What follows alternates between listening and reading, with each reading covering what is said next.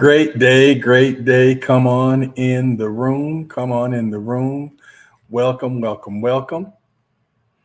Yes, it's an amazing day. Yes, happy Monday as you join in.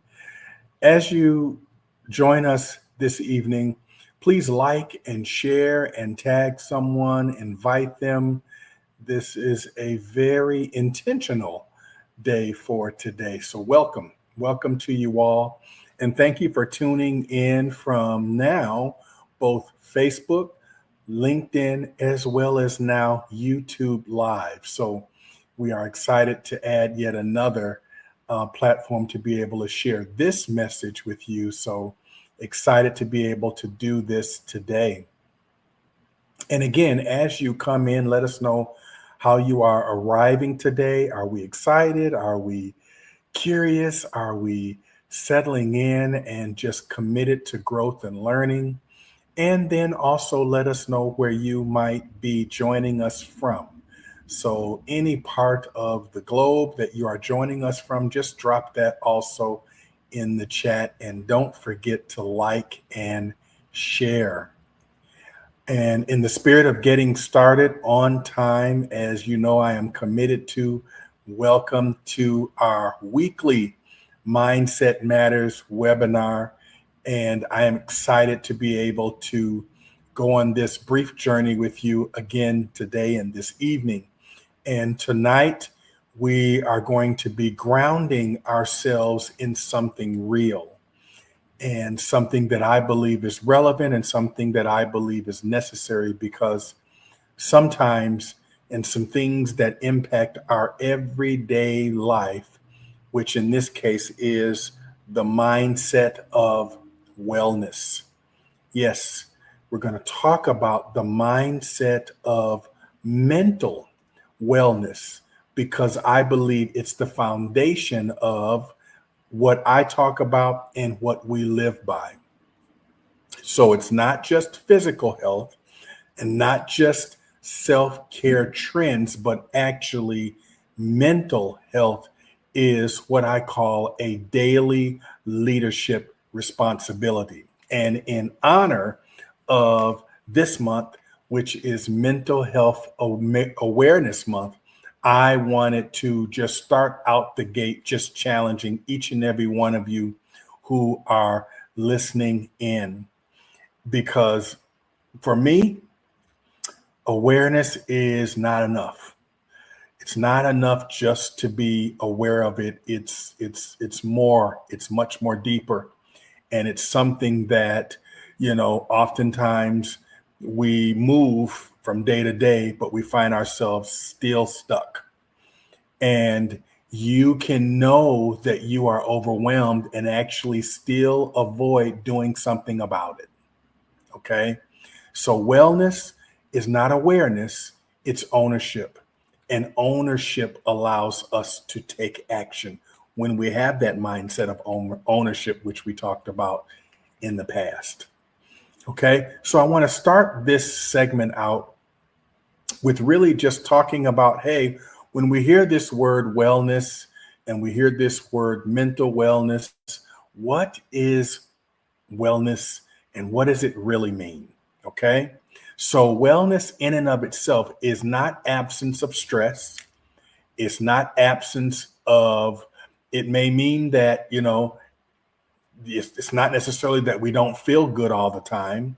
Wellness is actually the ability to manage your mind, your emotions, and your behaviors intentionally. Okay. It's in essence how we show up when life is not necessarily going our way or the way we intended it to. Mentally, what are you thinking today? Emotionally, what are you going or allowing yourself to, control you? And then behaviorally, what are you reinforcing through your habits? Okay. So those type of things come to mind when we're thinking about really true wellness and mental. Okay. Your leadership is not well when wellness is impacted. Your relationships are not well when your mental health is impacted. And even Your decisions are not well when your mental wellness is impacted. Everything flows from the mindset. Don't forget that this evening. Everything flows from the mindset. And because each and every one of us has our own individualized mindset, it means, as you've heard me say often, all roads lead back to you. And so drop in the chat, if you will, just one word in the chat that describes your current mental state right now. No filters, no judgment, just awareness. Just one word in the chat that says, hey, this is my mental wellness or mental health state right now. Just drop one word in. And thank you so much for being courageous. If your mental wellness is great, just drop great. If you're challenging, if you're struggling, if you're overwhelmed, if you're stressed, whatever that looks like, throw it in the chat. And you might find, even as you throw your word in the chat, you're not alone, because others may very well be having some challenges with the same thing that you have, and may very well be showing up with that same mental state. So I want to normalize that the states that we work with, that we show up with, that we might be in company of, are oftentimes very similar, and oftentimes very, there's a theme that we see a lot. And so I want to make that known that, hey, it might be something that I'm thinking it's only me going through it, but it could very well be somebody else dealing with the exact same thing. And so as we move forward, I want to talk about the cost of simply ignoring what that looks like. So in ignoring mental health, because here's the truth. When we ignore mental health, it does not make it go away. It actually compounds it. And depending on what level of severity that mental health is, it could be not a good day for you. Because when things compound, it affects other areas of your life, and ultimately, again, how you show up. Burnout often becomes normal. Even anxiety becomes your baseline. You might find yourself disconnecting even from your identity. And here's the deeper cost. You start performing life instead of leading it, because the mindset is off. So you can't make probably the best rational thoughts and decisions. You show up for others, but what happens is you abandon yourself. You might meet expectations, but you lose alignment. So in essence, folks, we and others may not be experiencing and getting the best of you, from you yourself in your own alignment to how you might show up in life in your various respective roles to others. Some of us are dads, some of us are mothers, some of us are brothers, sisters, cousins, grandparents, whatever those titles and roles are. Some of us are leaders, some of us are entrepreneurs, some of us are customers, some of us are our support, our caregivers. And if my mental wellness is out of alignment, it's going to impact how we show up in each and every one of those roles. Okay? Unaddressed mental health becomes a silent leadership crisis. Yes, it becomes that crisis. And too often, I don't know why, but too often, most go in isolation because we believe that we should be able to manage this. And oftentimes that's what we're thinking. I should be able to manage this. We do have, in most cases, the capacity to manage most things mentally and emotionally. But if we don't fuel those things, and we don't grow those things, and we don't make sure that those areas of our life, our mental and emotional self, are very well nourished, very well poured into, and very well supported, then your mental wellness can become unmanageable. And when it does become unmanageable, how you lead and how you show up in life becomes a crisis. And so I want to make sure that I put that out there, because as I shift to the next segment, the mindset shift to wellness, I want to go deeper, because here's the shift. We need to be able to go from surviving to managing. Okay. And too often, many of us are showing up and we're in survival mode. And survival mode, I will tell you folks, is and can be very mentally and emotionally exhausting. When you are managing, that's a sign of clarity, intentionality, and understanding. When we're in survival mode, that can be overwhelming, that can be stress, there can be some anxiety in that, because it leads me to think that things are uncertain and unpredictable. And there's a level of uncertainty there that puts us in survival mode, not necessarily managing mode. And then, really, from managing, we need to go to leading. Okay. So once we're able to manage, then we shift to now leading. And when we get back to leading, that looks much, much better. And then, even a step further, folks, from leading ourselves to being able to lead others. So as we reconcile that shift, that's how the shift takes us to where we need to go in terms of mental and emotional wellness. And I'm saying mental and emotional because for me, they're combined with one another, because when my mental isn't right, it's going to impact me emotionally, and sometimes unpredictable, and sometimes, the outcome in and of itself can be unpredictable.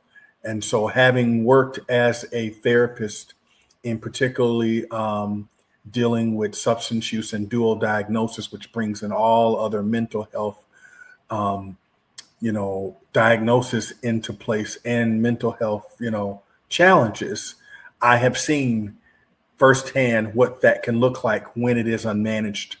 I have seen what that can look like when we try to self-medicate to try to manage that mental wellness and that mental health, because it has become overwhelming. So I know firsthand what that looks like, and I challenge you in your honesty, and especially those who might be listening, or even if you know a family member or a relative who might also have some challenges, to be able to just lean into to not only listening to what we're talking about today and sharing this with them, but to be able to make sure that we get the help and support we need.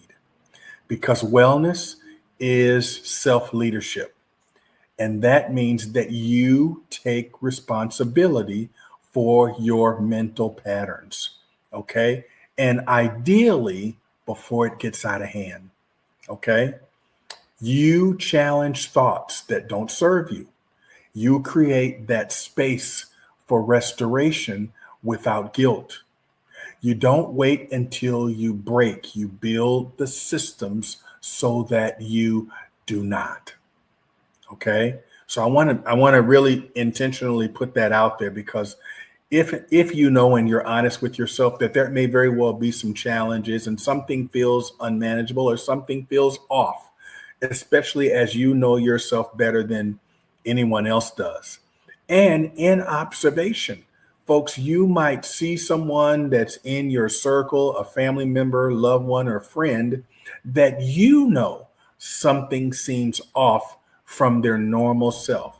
Something as simple as checking in. Are you okay? Is everything good? You all right? You know, just really letting them know, hey, I see you, I hear you, and I need you to know that if you need something, and sometimes that something may just very well be somebody to talk to, a word of encouragement, a word of support, or and also even a resource suggestion. Be willing to do that.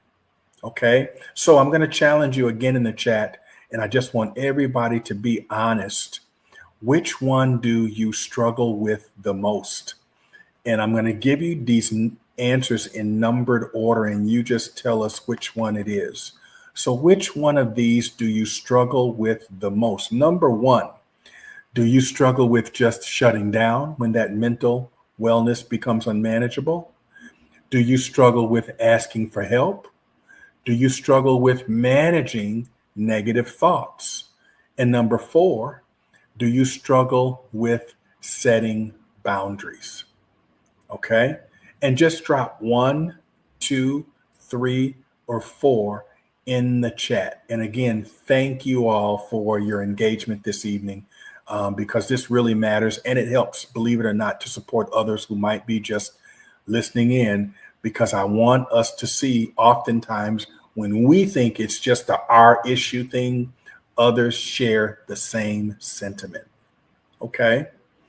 And I want to keep moving and move to this next segment, which is signs that your mental wellness just might need your attention.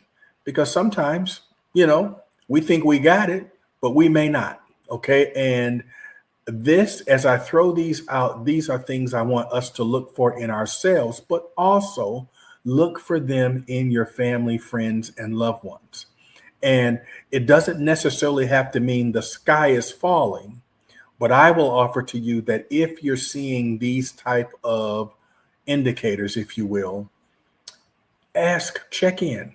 Feel free to check in and just make sure everything is good. So here are the indicators. Okay. You are constantly tired, but you cannot rest. So if you find someone complaining of being constantly tired and not being able to rest, or you yourself are falling into, I don't know why I can't rest, that tells me the mind is racing. And the mind might be racing because it's dwelling on something. And that dwelling on something might be something that's bothering them, that's nagging you, that's overwhelming to you, and you don't know what to do. And so your rest gets impacted by that. Okay. So when you hear that language, it's good to just check in with you and say, hey, is this bothering me in a way that is now impacting me physiologically? And if someone shares, it's not a bad thing to just say, is everything okay? All right, you got something on your mind? Is there a situation that's going on, or what's going on with you that I might be able to support you in it? Okay. So that's the first indicator. And then here's another one, which is you feel overwhelmed by sometimes even small things. And that could, again, be a self-check or an observation that you see in a family, friend, or loved one. And that could be something as simple as you see someone have an overwhelming experience or even an emotional outburst over something that seems very small in reality. And that's just checking in again. Hey, what's going on with me? What's going on with you? That was so much of an response to something that appears to be so small. And in those moments, it could be a buildup of something that we're trying to self-manage. And in self-managing, the outward expression of what that looks like is unpredictable, because that's when those emotions get involved and they try to regulate in a way that's not serving us. Why? Because it's overwhelming. And then that when things become overwhelming, even the smallest part of our threshold can get impacted. And so our tolerance level lowers. And so now some of the small things and responsibilities that we might have to do as individuals or as family members or whatever that looks like, even as leaders, could become challenging for us. Okay. So the next one I would say is that you find yourself avoiding conversations and responsibilities.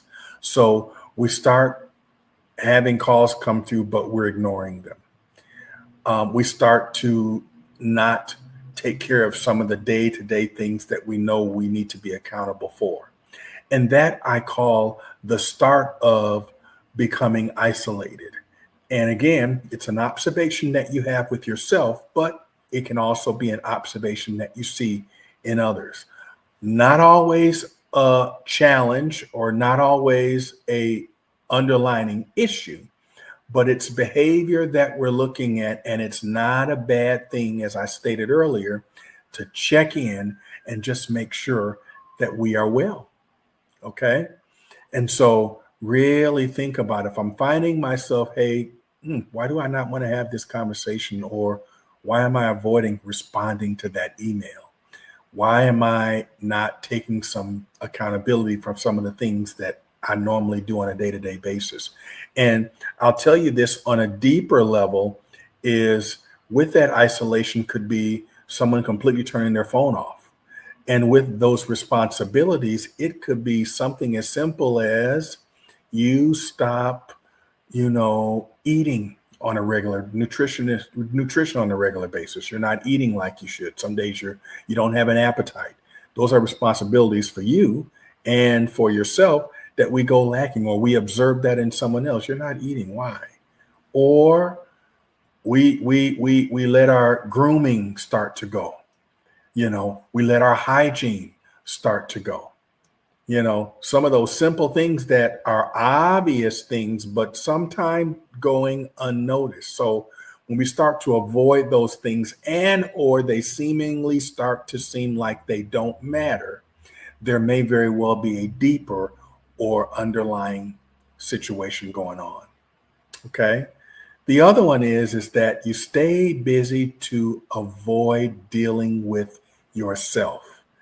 And sometimes I'll even admit I can be guilty of this one, that I may have something going on that is very much a challenge, or it may be an overwhelming thing. And the way that I camouflage it, or in essence, anesthetize it, is and in this case, me, I might find myself just trying to be busy so I don't have to deal with it in myself. Okay. So that can be something that you observe. We can observe, again, behavior in someone else as well. Staying busy to avoid dealing with yourself. Because here's what we know, because self-care is real, and also because really that personal development and that self-help that we do in ourselves, oftentimes people don't do it.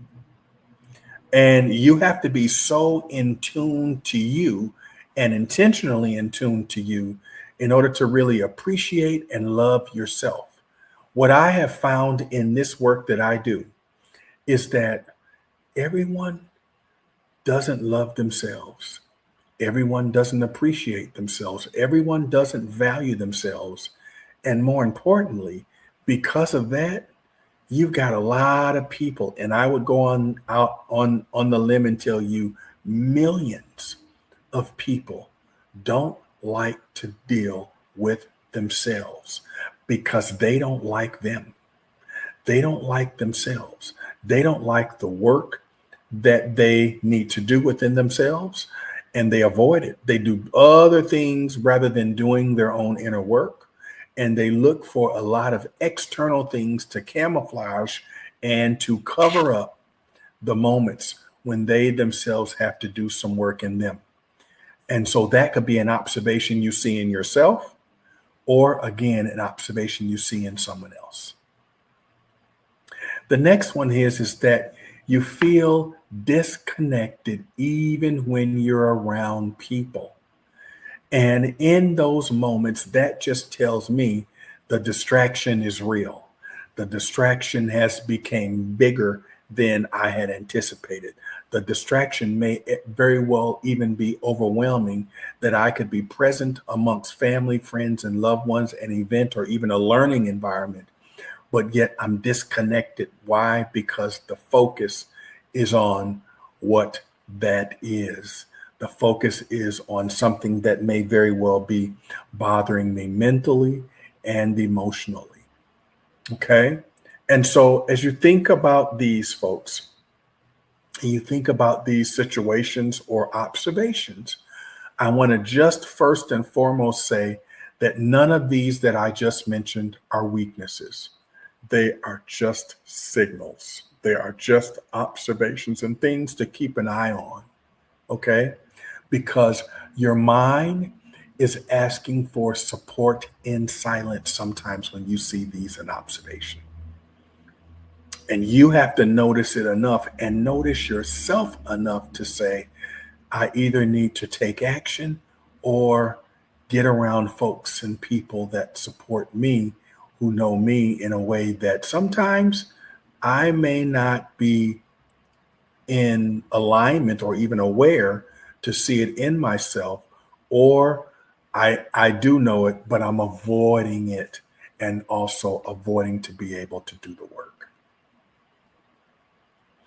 As we move on to the next segment, I want to shift to just some practical wellness strategies, some practical mental and emotional wellness strategies that helps us to move to action. And the first and foremost is, and I try to do this for myself, is just deciding each and every day that you're going to do a daily mental and emotional check-in. Okay? You're just doing a daily mental and emotional check-in and just asking yourself, what am I thinking? What am I feeling? And what do I need right now? Okay? What am I thinking? What am I feeling? And what do I need right now? Okay? Because awareness with intention creates movement. Okay? Awareness with intention creates movement. As I ask those questions, it lets me know where I am. It's an instant check, and there's an awareness that happens in that instant check. And I can actually now be afforded the opportunity of choice to say, what am I going to do with what I just acknowledged in myself? And when I acknowledge what that is, ownership can happen because I'm identifying it as in me. And the same thing can happen in observation of others. Okay. The next strategy is I want us to be able to remember to control the narrative. Not every thought deserves your agreement. And to put that in an even better way is challenge it, reframe it, replace it. Okay. You don't have to believe everything you're thinking. Our mind is going to race, and there's a lot of things that are going to come in this mindset on a daily basis. If it's not real, challenge it, replace it, dismiss it. If it's something that you need to push through, reframe it in a way that supports you, doesn't take away from you. Okay. Replace it with something else, a healthy distraction, a healthy thought. Okay. But remember, you control the narrative. And that's why I constantly say it's so important that we folks keep building this mental muscle. Keep building this mental muscle. Pour into you every single day. And yes, it does help your mental and emotional wellness. It does help to ground you because I've seen it in myself. I'm a living witness. If you looked at I like Audible, so I like a lot of audiobooks because I travel so much. But if you looked at my list of books, all of the books that I have are about leadership, mindset, business, all that, everything in there is about supporting me, empowerment, making me better, growth and development, all of the different books that are teaching me something on how to make me better, to help me stay grounded, to help me make decisions, to help me be a better person, to help me clear and shift my mindset, all in the name of growth and development. And if you stay in that realm and keep pouring into yourself, and if you don't want to read, go on YouTube, download some of these apps that will feed this stuff to you on a daily basis, or you can look at the visual on a daily basis that gives you the information. Join me each week for Mindset Monday, where I'm giving you positive things to help you to get your mindset in alignment with your purpose, because yes, mindset matters. So there's so many opportunities for us to pour into ourselves that helps us to manage that narrative that we need to control each day to get through the process. Okay. Number 3 is build recovery into your routine. And that's a very good strategy that I want you to remember, because rest is not a reward, it's a requirement. So if I'm building this into my day, and sometimes that may very well be, I got to go to bed by 9 o'clock, or I got to go to bed by 8:30. It's got to get shut down. And that's got to be the routine. Or when I get up, I got to do some wellness stuff. So I got to do, my morning prayer, my morning mindfulness exercise, and then some physical exercise things. Okay. Schedule it like we're scheduling our day to day stuff. Okay. That's how important this is. Okay. It can't be optional. It can't be if I can do it, do it. One of the things that I love doing is in between sessions, just being able to, in between my client sessions, just being able to have a moment to meditate, or having a moment to debrief, to having a moment to breathe, having a moment to pivot and shift. And that fuels me in between those sessions. We can call it rest in that moment also, but it allows me to refuel. And the big thing about mental and emotional wellness is that we need to be refueling, because in the work that I know I do each and every day, it's pulling on this all day long. And if I don't let this get rest, then I'm operating on fumes. And that's not good for me, because the folks don't get my best self. Okay. They get what I got. And if that's not your best self, then you're operating on fuel. So we got to keep building and pouring into ourselves each and every day, so that when we got to show up in with ourselves first, then in relationship, in any of the capacities that you operate in on a daily basis, you want to be well rested, mentally, spiritually, physically, and emotionally. Okay. Number 4, set boundaries without guilt. Can't stress that enough as well. Set boundaries without guilt. Another saying you often may hear me say is, adults, I should say, don't apologize for making adult decisions. So if you make a decision that is protecting your mental and emotional wellness, you don't owe an explanation. You don't owe an apology. People will adjust to what that decision is. You cannot be everything for everyone. Okay. While you might be getting pulled, as I do, in a lot of different directions throughout the day, I know I can't be everything for everyone. Sometimes some people may think I can, but I can't. I can just be what I can be, but all in the same time frame that I'm going to get. I'm not going to get any more than 24 hours in a day, and neither are you. Okay. So try to stay focused on those areas where you can be for people what is in you versus what may not be, and have some resources that you can guide them to, so that a lot of that you want to own comes off of you, because you must protect your peace. In fact, you must protect your peace like your life depends on it, because it actually does. And when that peace is not rested and settled into your mindset, that wellness, you're not giving your best self. Okay. And then you may want to be for others what you need to be, and you can't. Okay.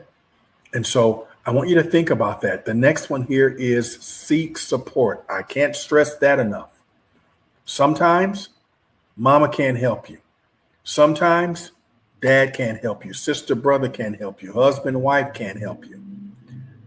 So what you've got to do is seek some outside support, outside resources. Sometimes that might be coaching. Sometimes that might be counseling. Sometimes that might be mentorship. Any other external resources that you can find that can support you, getting you back to mental and emotional well-being. Okay. So don't think of that as a weakness. Think of that as empowerment and leadership, because remember, all roads lead back to you. So you're leading you. And when you in yourself recognize that, yes, I may very well need support, beyond the capacity of which I have for myself. And that what I might see that might really be in my level of exposure around me. Okay. And yes, what that means is I can't talk to my brother about this. I can't talk to my children about this. I can't talk to my spouse about this. This seems too deep. This seems too overwhelming for me. This seems like, or I just want to be in a different safe space. And not that the safe space is not in the people that support the mission, vision, value of you. You may want to be just in a different kind of space. And if that space allows you to be able to get what you need and come back and be the best you can be for all those folks in your life, then great. I'm all for it. I am never going to tell someone not to seek out a coach, not to seek out a counselor, a mentor, somebody that they can truly confide in, and more importantly, beyond confiding, because sometimes all you need is for somebody to listen. And family, friends, and loved ones may be amazing for that. But then you also may need someone who can challenge your thinking and help you get back on the right track that you need to be based on what they can see in you and what you share with them. Okay. So everybody's not equipped to serve you in the way that will help you get to where you need to be. You might have to find and make a choice to get there. Okay. And again, it's not a weakness. It's an intentionality for you to be able to lead yourself. I will tell you, yes, Nick Dillon, the Believe Coach, has a coach. Yes, Nick Dillon, the Believe Coach, has a therapist and a counselor. Yes, Nick Dillon, the Believe Coach, has a mentor. Yes, I have several mentors, several therapists I can call, several doctors I can call, several coaches I can call that support the mission, vision, value of me that I can pour into in a full no judgment zone, and know that they are going to honor and support and give me the tools and resources that get and help to get me back into alignment. Okay. So I challenge you, when it seems like it's unmanageable and it gets out of hand for you individually, utilize your resources and seek some outside help. Okay. Strength. Yes, strength comes in knowing that you can reach out and get what you need. It's not in isolation. And yes, there have been moments when even myself, I found myself in isolation because I'm thinking I can do it. I'm thinking I should be able to manage this, but only to find out it's not working for me. And so I have to seek out and get the help that I need in order to get me back to center, because the work that we do for ourselves in the lives of others and people that we impact in our professional lives and whatever we do needs the best you. And your mental health is on point and needs to be on point in everything you do each and every day. Okay. I cannot stress that enough. The next segment I want to lean into, yes, is leadership and mental awareness. Yes, leadership and mental awareness. So if you are a leader, I want you to hear from me that mental wellness is not negotiable. Okay. Your mental health being good, being stable, being well is not negotiable. You don't get not to have that under control, because if, as a leader, if your mental wellness is not under control, you're not leading well, starting with you. Okay. Your team that you lead doesn't just need to feel you. Okay. They don't just need to feel you. They need to see and know the strategy that you are using to support them through your clarity of your mental health. Okay? They feel your mental and emotional state. Your team knows when you're off. Okay? They know when something's not right. Why? Because they've seen you when you're on, when things are good. Okay? And if you're overwhelmed, yes, they can sense that. Okay? Just like they can any of us. If you're grounded, yes, when you are solidly grounded, they benefit from that. Okay? You do not lead from what you say. Newsflash to all of us. You lead from who you are and how you show up. And everyone is in observation of you. I just told the group I spoke with last week that there's always going to be someone watching you. There's someone watching you, paying attention to how you manage your mental and emotional wellness on a daily basis. You may not know it. I know there's someone watching me. I just may not know it. Okay? So because someone's always watching, that means not only do I need to be leading me, but I need to show up as the example that I believe others need to see so they can do the same thing as well. And I want you to just take a moment as you're processing everything we're talking about today, and just ask yourself, where have I been neglecting my mental awareness? And what is one thing that I can shift starting today? Yes, I know it's well after 6 p.m. this evening, but starting today, not tomorrow, not next week. What can I do starting today? And just ask yourself that. And if you're courageous enough to throw it in the chat, excellent, but I want you to know it for you, okay?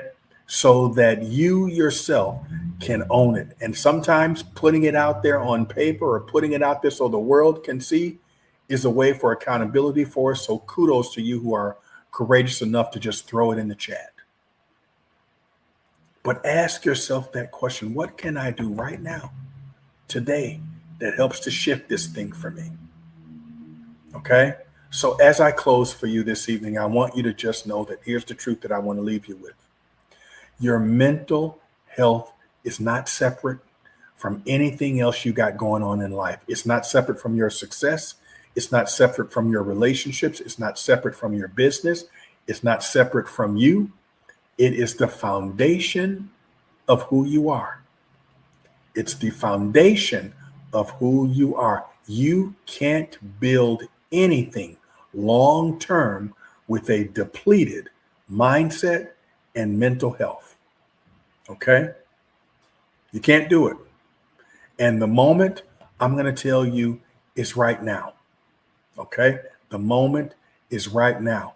And that mindset, yes, each and every one of us, that mindset requires consistency. It requires discipline.